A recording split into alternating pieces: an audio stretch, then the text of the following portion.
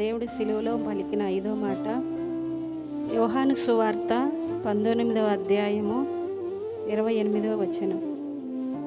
నేను దప్పిగొనుచున్నాను అనెను.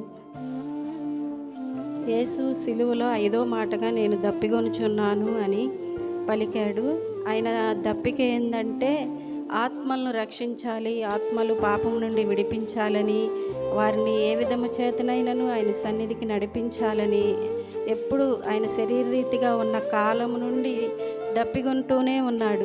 వారు ఏ స్థితిలో ఉన్నా ఆ స్థితిలో వారి దగ్గరికి వెళ్ళి వారిని రక్షించి వారిని ఆయన సన్నిధికి నడిపించాలని ఆయన బాల్యము నుండి దప్పిగొనుచూనే ఉన్నాడు. 12 సంవత్సరాల వయసులో ఉన్నప్పుడు కూడా ఇశ్రాయేలు ప్రజల మధ్యలో కూర్చొని ఆయన తండ్రి చిత్తాన్ని నెరవేర్చే రీతిగా మాటలు వారి మధ్య మాట్లాడినప్పుడు వాళ్ళు అనుకున్నారు, ఏంది ఈయన ఇలాగ మాట్లాడుతున్నాడు ఏందా అని అనుకున్నప్పుడు అయితే ఆయనతో అన్నప్పుడు, నేను తండ్రి చిత్తాన్ని నెరవేర్చడానికి ఈ లోకానికి వచ్చాను కానీ మరి దేనికోసం రాలేదు అన్నాడు.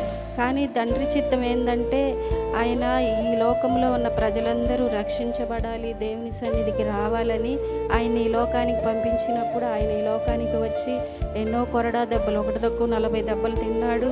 ఆయన సిలువ వేశారు, కొరడాతో కొట్టబడ్డాడు, నాగలి చాలువలే దున్నబడింది. అయినా కానీ ఆయన సమస్తాన్ని నెరవేర్చి నేను దప్పికొంచున్నాను అని మాట్లాడాడు. మనం కూడా అలాగ ఆత్మల పట్ల దాహం కలిగి వాళ్ళ కొరకు ప్రార్థించేవారిగా, నిరతము వారిని సన్నిధికి నడిపించేవారిగా ఉండాలని కోరుకుంటున్నాము.